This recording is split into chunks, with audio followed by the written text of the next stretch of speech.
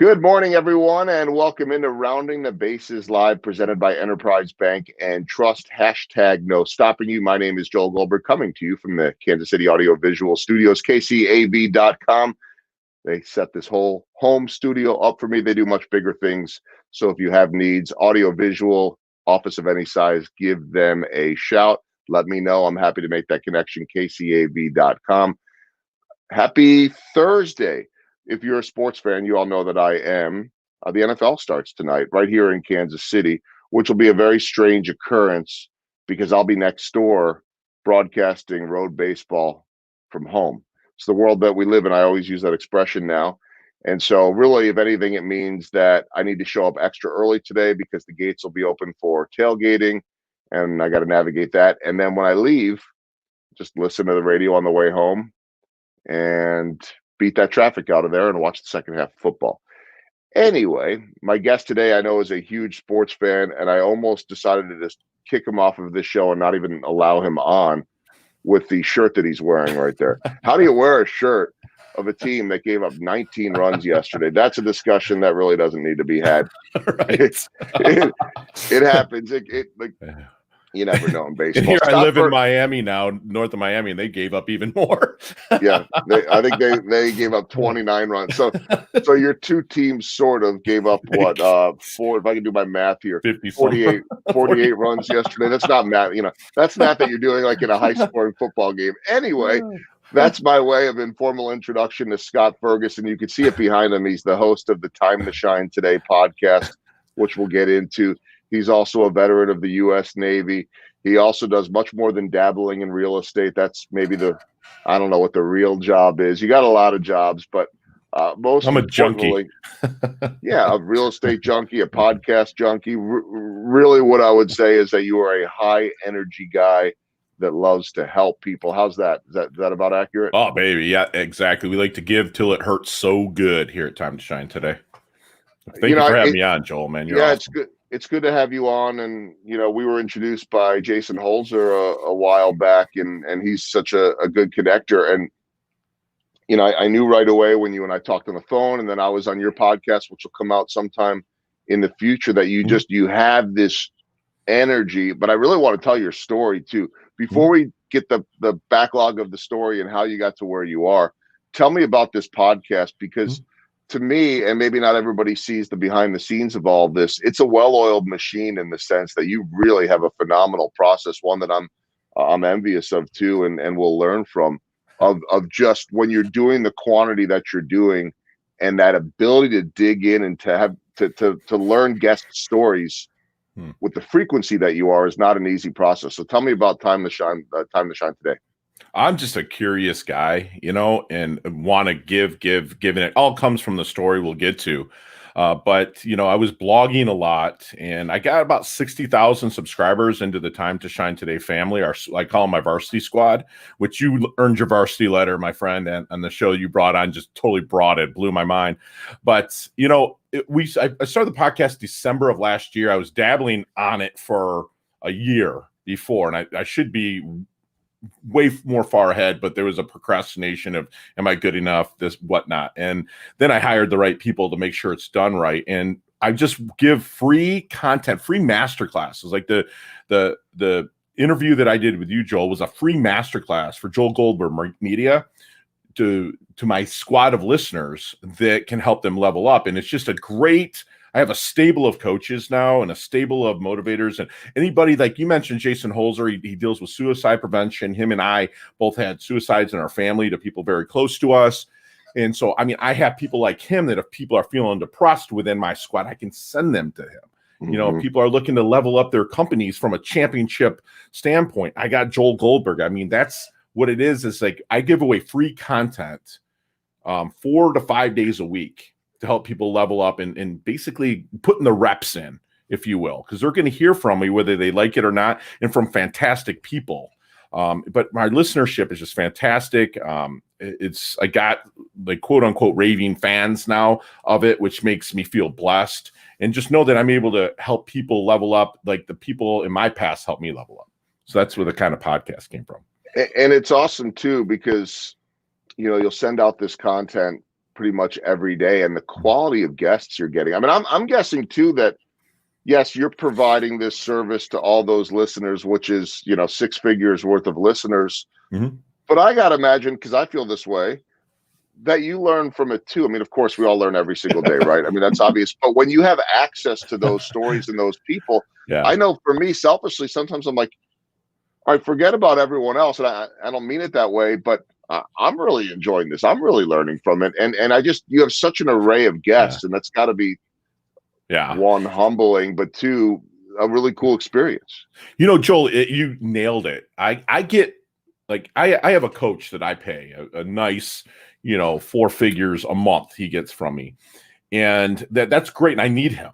You know, I have 2 different coaches, you know, a real estate coach and a mindset coach. But when I get to sit down for 30 minutes with the people of the caliber that you mentioned, it's like I get my own free coaching session as well. And if you remember, I recapped the whole podcast, you know, everything that you had dropped on us, you know, I got to recap it.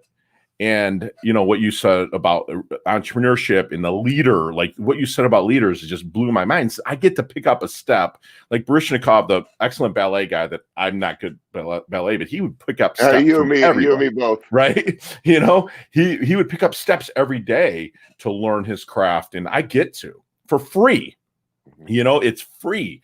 And that's what, you know, these people that would hire you for 4 figures, possibly 5 figures, they're getting free 30 minutes with you through Time to Shine Today. And I get the benefit from it as well. You know, so it's just a fantastic to, again, you know, give till it hurts so good. You know, that's what we want to do here at Time to Shine Today.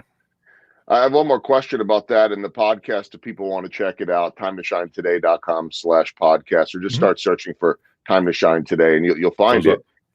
But it was so impressive to me the way you were able to summarize that at the end. And I was like, oh, I said that, you know, and so you're hitting all those bullet points. It's almost like, you know, if you happen to have tuned in for the last minute or 2 minutes, here's the Cliff's Notes version, or the, what's that app? Blinkist, I think it's called, or something like that. I was using that one for a while. Yeah, I was using that for a while, and I'm like, all right, this will help me read more books. And then I wasn't using it. I'm like, all right, I'm still being lazy. So anyway, but it's like this, it was this amazing wrap up of he did this, he did this, he did this. And then that immediately, I'm sure it's like, you could see it in the works, will go out in the newsletter when I'm on. And it was wrapped up in a perfect package.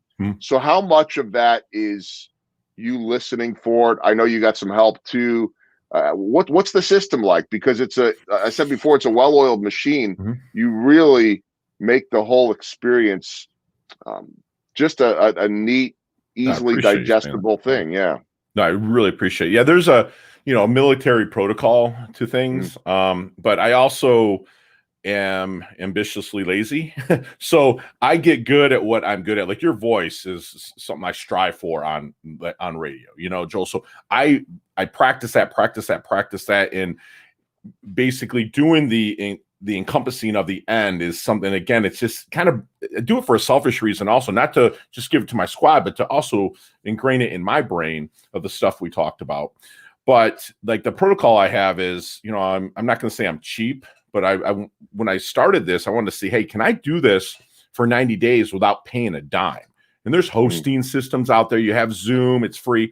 And then I said, you know what? There's Florida Atlantic University right over here, and they have interns that are looking to do editing. So I get them their intern credits, and they do all the editing for me.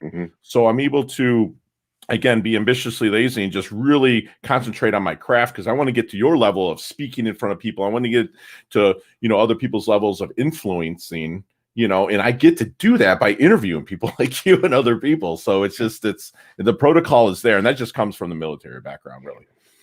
Okay, so veteran of the U.S. Navy. You and I are the same age. We figured that one out. Yes, sir. You grew up in Detroit, in Florida now. So let's hear the Scott Ferguson story, because I know that it is a good one. And, you know, I'm first and foremost, I'll say thank you to your service. I'm always a little hesitant to say it, because I think sometimes, first off, I don't think anybody is insincere about that. But I think that when it almost becomes routine, I feel you. You know, one of the things I learned when I went over on the USO tour to Kuwait, and I know that I believe that you served over in Kuwait at one point too, Sure did.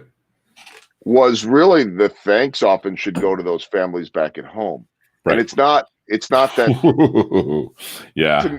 To me it's not a matter of the families deserve more, but I think that that's a place where members of the military are more comfortable. Hey, if you really want to thank someone, thank the spouse, thank the mom, the dad, the kids that are at home. Absolutely. Because that's really where your mind is at. Yeah. As this one major in the Army or guard said to me in a live interview over there, he said, we're just a bunch of soldiers doing our job. It's everybody back at home. Yeah. So I just want, but I still do think it's important to thank everyone. I also think it has so much to do with who you are and where you're at nowadays, good, bad, whatever it is. I mean, you paid that sacrifice, and you nailed it, Joel, with regards to the people at home. You know, I remember going, you know, and I was married at the time to my high school sweetheart, and we're still amazing friends. But, you know, I was 20 and she was 19. She relocated from Michigan, living in San Diego.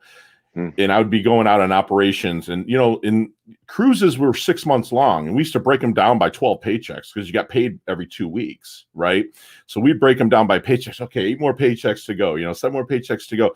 But, you know, and back when I was in this 1990 to 95, 96, there was no such thing as Skypes and stuff like that. Everything was written. So we would write letters home, and we would put in the top right-hand corner of the envelope or left-hand corner of the envelope a number. So if you wrote number 1, number 2, number 3, up to 180 days of writing, I wrote home every day. But she would get letter 45, and then next thing you know, she'd get letter 25 8 days later because of the way the mail was. So she, you know, everybody that's at home is a domestic engineer. Like, they've got to hold the fort down, and you nailed it because, you know, it's a long time away, especially when you're a team player. Then coming back and then getting back into the groove of things, and the spouse is running the show, and then you got to fall back in line. You know, you can't just come back and say, oh, I'm back, this is how it goes. No. So those spouses need as much recognition as the sailors, the soldiers, and whatnot. You nailed it, man. You nailed it right there. It's thank you. I mean, it's just I think it's a level. It actually should be fairly easily understood. I just don't think it's talked about enough, and I think it would put more people at ease. It's just, I know that can be an awkward conversation sometimes. Sure. Like, you know, hey, thanks for serving, and then people want to know, like, you know, how did it go? How, you know, like, no one really, you know what I mean? It's like, it's just, it doesn't need to be an awkward thing, but I think everybody likes to give credit to their family or to their loved ones. Absolutely. Okay, so let's get into the Scott Ferguson story then. Tell me about it. You know, I was born in 72. It's during the Vietnam, you know, kind of coming into the middle or the end of Vietnam era. And I was born in the Philippines. My mom was Filipino. My dad was an American GI. And my mom got pregnant. And my father, according to what I'm told, got killed in Vietnam. So at the time, they were taking mixed breed children. You know, I'm 6'1", I'm like 270. So like, you get a lot of mixed breed children over there that were males. They were afraid that they were physically in the future going to physically take over the Philippine Islands. So they were actually taking the bastard children from the mother and sending them to Spain, because Spain is they control the Philippine Islands. So no one really knows what happened to those bastard males that were taken. The females were allowed to stay with the mom if it was a female, but bastard males were taken. So I had a Air Force couple that was looking to adopt. They had 2 children looking to adopt. So they started the process. And then who I would have been my mom, who I would have called my mom, her father got sick. Excuse me. And so we go back, they got me a temporary visa, which I still have it on my mantle over here, a temporary visa to come to the United States, and her father dies. So she gets really sick and almost schizophrenic, and they can't raise me. So they drop me at an orphanage. So I was like, stayed in an orphanage for a couple of years until a family from Michigan was looking to adopt. And it was okay that they're older and mixed breed and whatnot, because this is the 70s. Like, the mixed breed thing still wasn't acceptable as much as it is now. And so they flew me to Cincinnati, Ohio. My dad drove down from Detroit. They handed me over to my dad, and they arrested my dad, saying it was like a child smuggling thing. So they get me finally. I mean, luckily my uncle is pretty high up in the in the police world, you can say. And he made sure my dad was out and okay. And then we had to Michigan, and my dad was a Vietnam veteran, and he hit the sauce. There's nothing else to do there, and he hit the sauce real hard. And they divorced like a year and a half after they adopted me, and then I went from family to family. So I had a lot of these kind of abandonment issues that happened throughout my life, and that's where pulling it forward. I always had a chip on my shoulder. I'm going to make money. I'm going to do this. I'm not going to do it in the service of people. I'm going to do it me because life owes me. So I did. I made a lot of money in the late 90s, early 2000s. And when the market crashed, I didn't listen to my mentors. Market crashed, lost everything. Slept on my cousin's couch in Redford, Michigan, and just sat there. And I went to the library, and someone just said, I feel the need to hand you this book. It was called The Traveler's Gift by Andy Andrews. And a Christian comedian, guy's funny as all hell. But he wrote this book, and this guy is in the same predicament me, lost everything, daughter's sick, so he decides to try to end his life. So he drives his car into a tree, boom, blacks out. He wakes up in 1941 and Harry Truman's standing over him the day before he's about to drop the bomb. And then the first lesson in the book is about responsibility. The responsibility is the ability to respond. It's rooted right in the word. So I just sat there and go, man, I got to take responsibility for where I'm at. And then he also meets King Solomon for wisdom and Frank for positivity. And he goes through, it's my book that if you were in your doldrums, Joel, I'd be like, just give this book a read. It's awesome. So then, I really revamped my life and went into a life of service. And at that time, short sales were huge. People that owed a lot more than what their home was worth, I was able to strategically get them into another house and sell their short sale on the current house and be able to save their credit as well. And it's just leveled up from there. And then in 2010, I started Time to Shine Today. Actually, it was called Healthy Wealth Today. And I changed it to Time to Shine Today because I was told by SEO gurus that health and wealth in a URL they hate. So I started Time to Shine Today for teaching people how to level up their life and make their first dollar online as a side hustle through affiliate marketing. Like I get products and sell it to people and I get a little commission. And, I have this credo that we don't want anyone to feel like they have no one. I lost my brother to suicide in 2009. And, I went through very dark times, and that was when I was coming out of my funk. So at Time to Shine Today, we're about give. Like Gary Vaynerchuk might say, jab, jab, jab, right hook. So we give. And so we're set up on an affiliate platform where I'm giving them content, like bringing fantastic people like you. But if they want to hire you, then we make the introduction to Joel Goldberg, and I set up an affiliate relationship with Joel. And you say I would get compensated on a little piece of what anybody that I sent to you. So that's the platform. That's my story. I went through a lot of abandonment issues. I left, my mom kept a twin sister that lives in Jersey, and she is a real estate agent.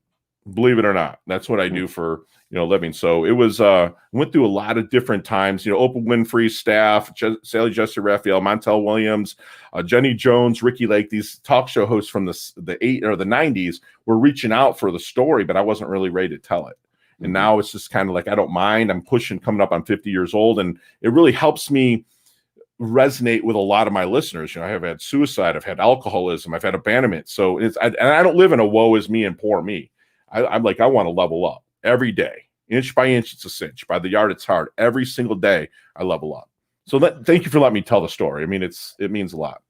Well, it's an amazing story, and I sit there and I think about how that must have shaped you, and I guess there are different waves of your life. I mean, it sounds, and I hope, and we never know, that you're in a really good, peaceful, purposeful place at this point. Oh man, you know what? That thank you for saying I am, but I also practice an exercise that I overlap my happiness, which means you a lot of 9-to-5ers or even people that I coach, they're like, oh, I'm just looking forward to December. Why? Because I'm going on vacation.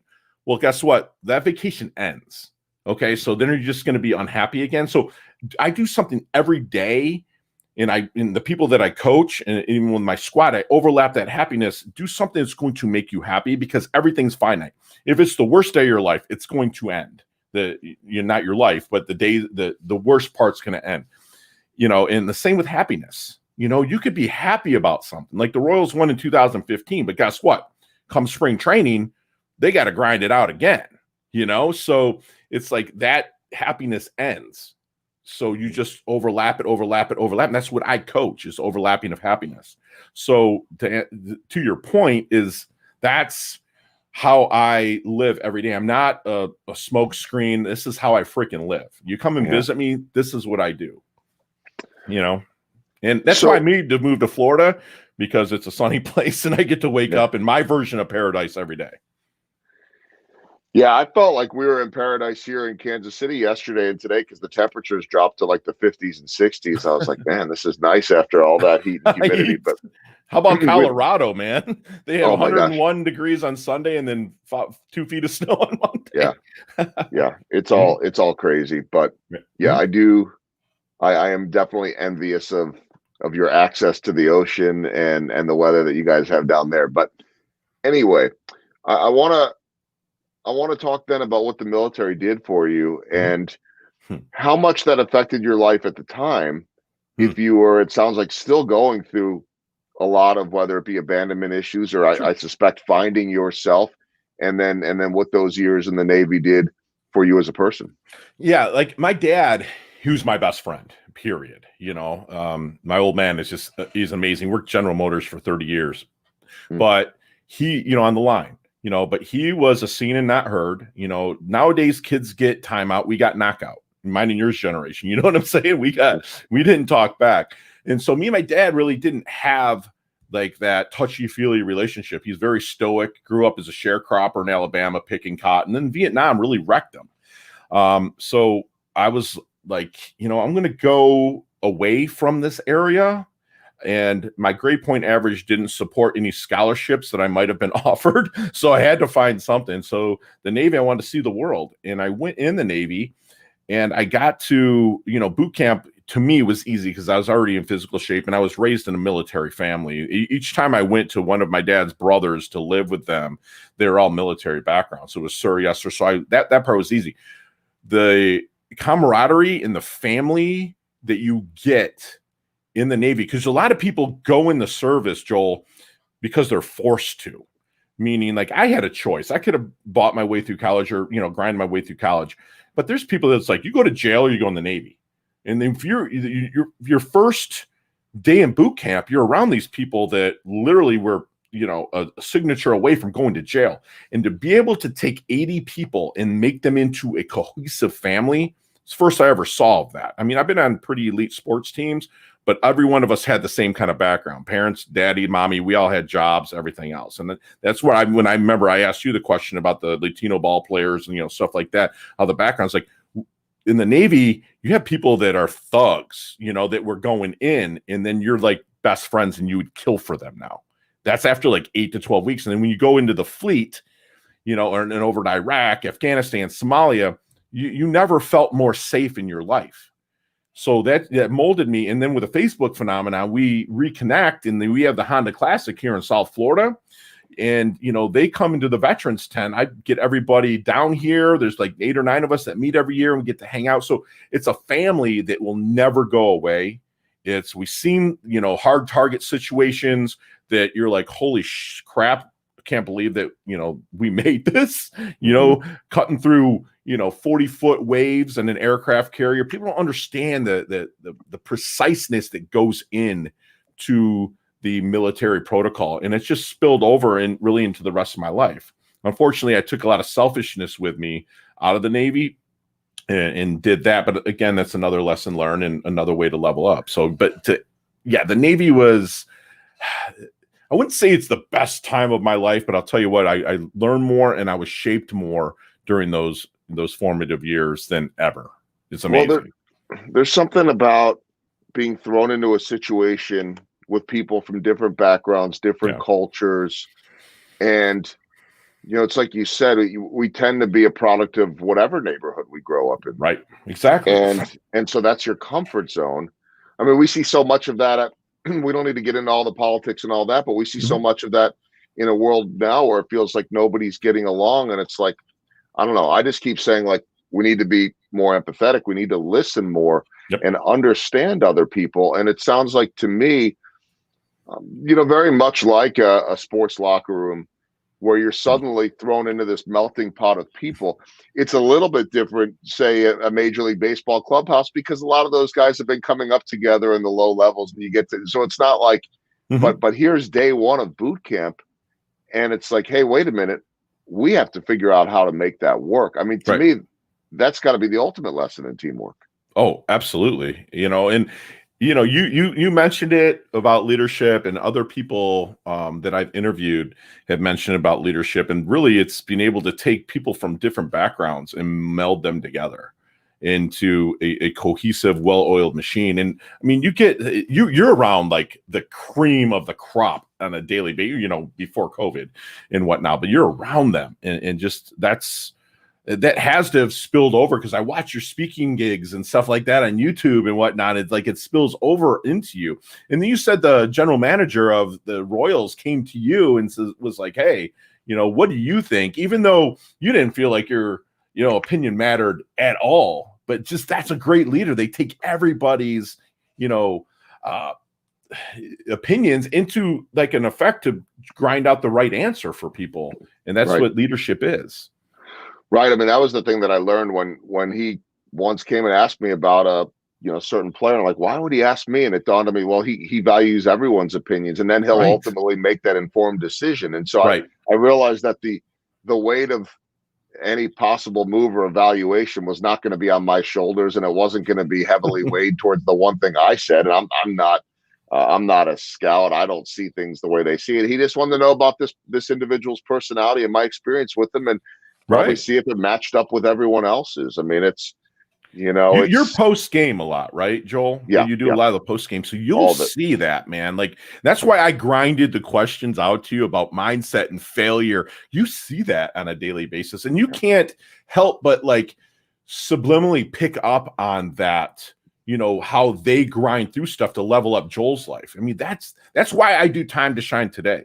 I get to level up every day I do an interview, and you get to do it around the best in the world at their craft. And that's just, I'm so envious of you, because you got the voice. You're a handsome dude too, but no, it's like you got the voice and you bring it and you get to be around that. It's fantastic to me. See, but what I would say to you, and I know what a big sports fan and former athlete you are, is that really everybody has a story. Mm-hmm. So to me, like the guests that you have on, the guests I have on here, which typically aren't really a lot of baseball, is there are a lot of similarities if they're successful, if they're driven. I mean, that's what I like about pulling from sports. It's not so much, yeah, I can list off my favorite people that I've interviewed and all that, but what do you learn from them that can apply? Yesterday I sent a text to, and I can repeat this, it wasn't private, I reported on it on the air, but to our top player, Whit Merrifield. And Whit's one of the handful of players that I've covered in my long career that never really seems to go into a slump. Albert Pujols was like that. Now, totally different players. I'm not comparing a Whit Merrifield to an Albert Pujols. Right. But the similarity, because they are different players, is that they had this consistency in their approach and the results that would never really allow them to fail as frequently as other players. And so here he was suddenly 2 nights ago, and he gets his first RBI of the month of September, 8 days in. His batting average, which is always 300 and up, is sitting at 240 something. By the way, I have a little sidebar. I think guys all across the league are kind of messed up by this. I got to get everything fixed and done within 8 weeks or 9 weeks versus, hey, let's let this play out. That's messing with a lot of guys. But I texted him yesterday and I said, okay, you look like you're finally back after a very, very rare slump. What's going through your head, blah, blah, blah, whatever. And he said, the funny thing is, he said, I've felt great. He said, there have been so many times where you guys or others will label me as being hot and I feel terrible. And this is one of those times that I felt great and the results just weren't there. Right. So I just knew that I had to stick with it and keep doing my thing. And that's the big lesson that you learn, is that you have to trust that process. You have to be able to not always be influenced by the results, while knowing that we're all in a results oriented world. Right. And so it's really hard to do that when you don't see that success. You're not getting that sale. Think about in terms of real estate or speaking, right? Like, oh, I've got a cold streak right now. Okay, Right. well, instead of panicking and saying, let me go settle for anything I can, double down on what's gotten you there. Right. Anyway, that's Absolutely. my little rant, No, but I no, I know that love you it. see that every single day. Every day, man. And like, I'm noticing it, like, because I am following the sports, and I mean, I miss just having it on in the background, Mm-hmm. But adversity doesn't bring up character; it reveals it. It's like that's how I kind of look at it, and you see the top guys still producing because they don't.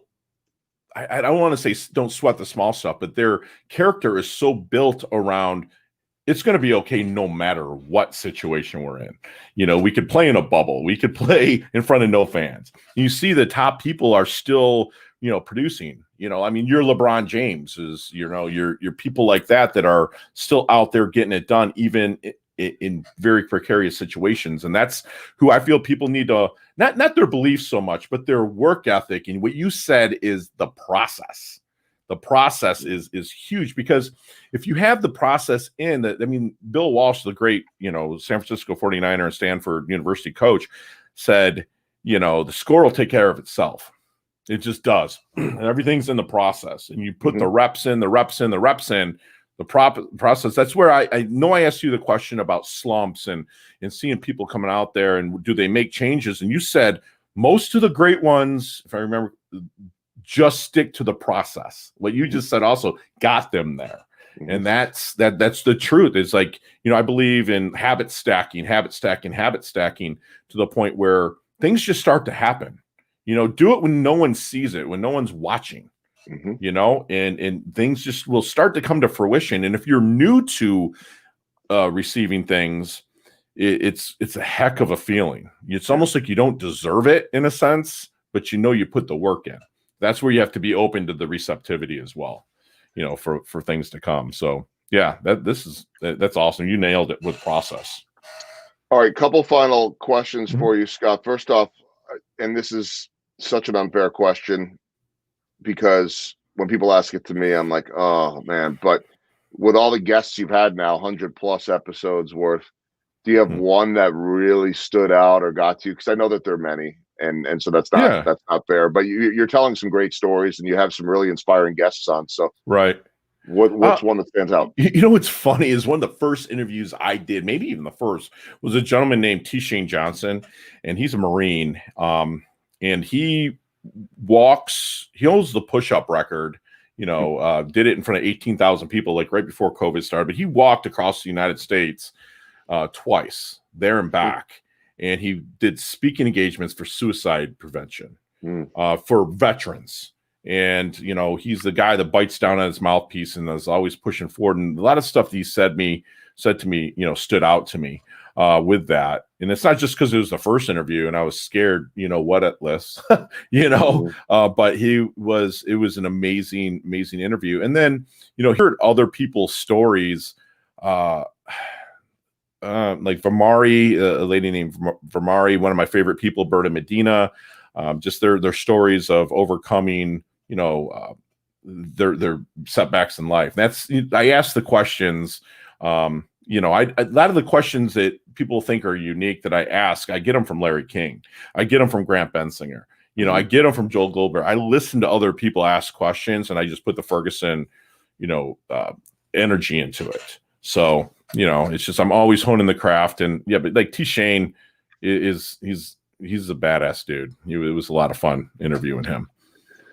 Well, and you put the Scott Ferguson stamp on it and it becomes yours. And then you just keep learning and growing every single day. We all do. I mean, how can I ask this question better? What can I do with this? And so, yeah, I mean, that's all of us, no matter how new or old or how long we've been doing something. So hopefully we're learning every single day. Okay. Last question for you.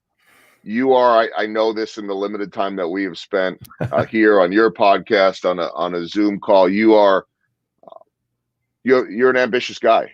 I could see it just in the setup that you have with your podcast and everything that you're doing in leveraging so many different aspects and facets of your life. So what are the long-term goals here? Because, well, what do they say? Like 50 is the new, I don't know. We're both closing in. But you know what? I think you're probably like me too. Like I feel like I'm just getting started in a lot of ways. So oh my gosh, you nailed it. You know what? The BIG thing is that every day I want to make someone smile. Like people will say, "Oh, that's such a cop-out answer," but dude, if you can do that, you're continuously changing lives and you're continuously leveling up. And for anybody else, I mean, my mentor told me, do life scared, just do it scared. And lastly, don't take anything seriously. One of the funniest movies that's so underrated was called Van Wilder. And he has a quote in there. It says, "Don't take life too seriously. You'll never make it out alive." And that's how I am. Now, I take life very seriously when I'm negotiating on behalf of my clients and stuff like that. But everything else, someone cuts me off or, on the road, I'm like, it's okay. Just don't touch my family member, or any of my friends, and everything will be good, So that's my thing, man. I just want to help and make as many people on this earth smile, period. Well, I think the message there is take the things that are worth being serious over serious. Yes. But don't get worked up over the things that aren't worth your time. And so everything's finite, man, right? Everything's finite. It's going to end. If someone cuts you off in traffic, guess what? He's not thinking about you. And within 3 minutes, you're never going to see that person again for the odds. It's everything is finite, good things, bad things. So good things, keep overlapping them to keep things going good. Bad things, just let them go, So plus, like the old days of, just flipping someone the bird because they cut you off when we were kids was like, that's just what you did. Right. And now it's like, you don't know what's going to come of it. They have a gun and, it's like, that's just not a fight. One that I want to partake in. Two, it's unnecessary. So, right. Absolutely. You nailed it, man. This has been a lot of fun, brother. I appreciate it in spite of your choice of wardrobe today. Got the Detroit everything, man. I appreciate you, Joel, man. I've been so stoked to do this, and I've told so many people, and I'm like, bro, because I watch your stuff, and believe it or not, I emulate a lot as I'm doing in front of. I have a whole studio mirror, that I built for myself to stand up and speak, and I watch a lot of your stuff because you're a bigger dude too, and you carry Robbie. See him up there, Sanderson. He's awesome. Yeah. But swell, baby, surf, waves, enjoy life. That's his jam over there. It is. But I watch and emulate you and other people that do a lot of the speaking, and I love it. I love helping people, man, and so do you. And this has been nothing short of a pleasure, my friend. The feeling is mutual. Rob is watching. I'm glad Rob's watching. He's a former guest. It'll go to him. I think it's going to him. Something in the mail. He knows what I'm talking about for a neighbor. But I'm very irresponsible this time of year. Today is what's today? 14. I think today is day 14 of 17 in a row for baseball. So we are winding down one of those stretches, which really doesn't feel that bad in a year where you're only playing a couple months. I'll tell you what, 17 in a row in August or into September, it's hot. After a full season is truly the dog days. But right now where we're at, it's like, oh, come on. Right. That's it. Rob says he's waiting patiently. He's a good man. I owe him a beer and this little piece of mail. Well, I want him to bring his people down here, I can set him up in Jupiter with a surf shop and everything like that, and get him set up with bring the people that are suffering down here, man. And what he does, he's coming on, I think, on the 22nd. Good. He's awesome, man. He's great. No doubt about it. Thanks, Rob, for hijacking the show. Just kidding. He does great work and really, really inspiring. So do you, my friend. Thanks, Scott. Brother. Enjoyed having you on. Thanks for having me on. That'll be coming up soon. Yes. And just continued success. Keep making a difference in people's lives. Appreciate you, Joel. All right, brother. All right. Thanks, Scott. Take care. Scott Bye Ferguson, now. Time to Shine Today, the podcast. And I should pop this up there one more time in case people want to see it. TimeToShineToday.com/podcast. If you just go to that site, you'll find out everything you want to know about Scott, what he's doing in all facets of life. So appreciate everybody once again watching here today, coming to you from the Kansas City Audiovisual Studios, kcav.com. Check them out if you have any audiovisual needs, and to my partners at Enterprise Bank and Trust, hashtag no stopping you. Hope to see you tomorrow for the Friday episode, and thanks for watching Round of the Bases Live, presented by Enterprise Bank and Trust.